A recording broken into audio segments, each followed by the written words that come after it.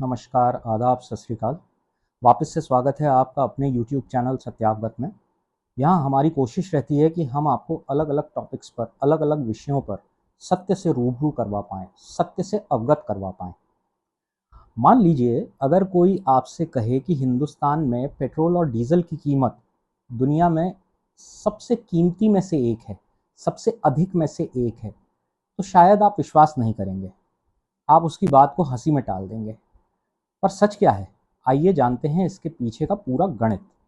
हर बार जब हम पेट्रोल या डीजल भरवाते हैं तो हम सिर्फ मशीन पर प्राइस देखते हैं, लेकिन कभी सोचा है कि 100 रुपये के पेट्रोल में एक्चुअल फ्यूल कितने का होता है और टैक्स कितना होता है।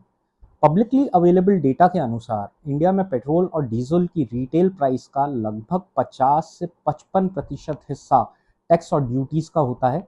यानी अगर आप 100 रुपये का पेट्रोल भरवाते हैं तो लगभग 50 से 55 रुपये टैक्स के रूप में चले जाते हैं। स्टेट और टाइम के हिसाब से ये बदलता रहता है। अब कई लोग कहते हैं यूरोप और बाकी कॉन्टिनेंट्स में तो टैक्स इससे भी कहीं ज़्यादा है, बहुत ज़्यादा है। बहुत हद तक सही है, क्योंकि हम हिंदुस्तान में जीएसटी को कई बार इनकम टैक्स से जोड़ना भूल जाते हैं। खैर, उसको किनारे रखते हैं। यूके में ये लगभग 60%, नीदरलैंड्स में 60%, इटली में 58%, जर्मनी और फ्रांस में लगभग 55% फ्यूल टैक्स है। लेकिन पिक्चर यहाँ ख़त्म नहीं होती। अब देखते हैं कि इन देशों की जीडीपी पर कैपिटा, यानी एक एवरेज सिटीजन की एनुअल इकोनॉमिक आउटपुट कितनी है। हिंदुस्तान में ये सिर्फ $2900 है। अब मज़े का कंपैरिजन देखिए, अमेरिका में ये $85,000 है, कतर में $80,000 है, Australia 65,000, Netherland 63,000, Germany $57,000, Canada $55,000, UK $54,000, France $48,000 और चाइना भी लगभग अब 13,000 तक पहुंच चुका है। अब दूसरी तरफ देखिए, अमेरिका में फ्यूल टैक्स सिर्फ 15% के आसपास है। चाइना में भी ये लगभग 15% ही है, कनाडा में 25%, ऑस्ट्रेलिया और मैक्सिको में 20%, Malaysia, UAE, Saudi Arabia, Kuwait और कतर में ये सिर्फ 5% के आसपास है। यानी दुनिया में जनरली दो मॉडल्स देखने को मिलते हैं, या तो फ्यूल टैक्स ज़्यादा है लेकिन लोगों की इनकम भी बहुत ज़्यादा है, या फिर फ्यूल टैक्स कम है ताकि फ्यूल अफोर्डेबल बना रहे। लेकिन इंडिया एक अलग सिचुएशन से गुजर रहा है।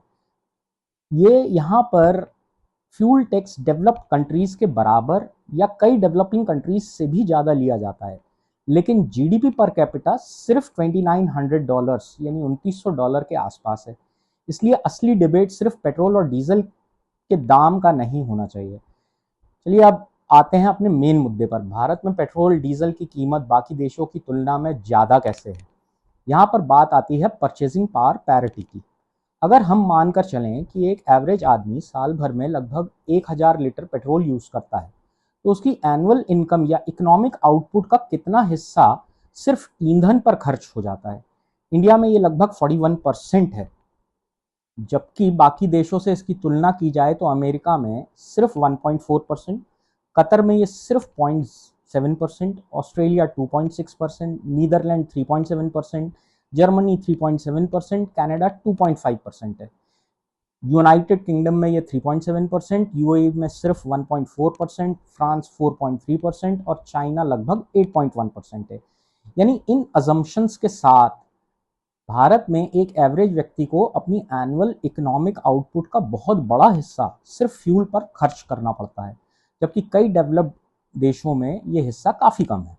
असली सवाल ये है, क्या इंडिया में टैक्स कलेक्शन की स्पीड लोगों की इनकम बढ़ने की स्पीड से ज़्यादा है? आपका क्या मानना है? कमेंट में अपनी राय ज़रूर दीजिए। मैं हूं सिद्धार्थ शर्मा और इस प्रकार के वीडियोस रेगुलरली देखते रहने के लिए चैनल को कृपया सब्सक्राइब कर बेल आइकन को क्लिक करना ना भूलें।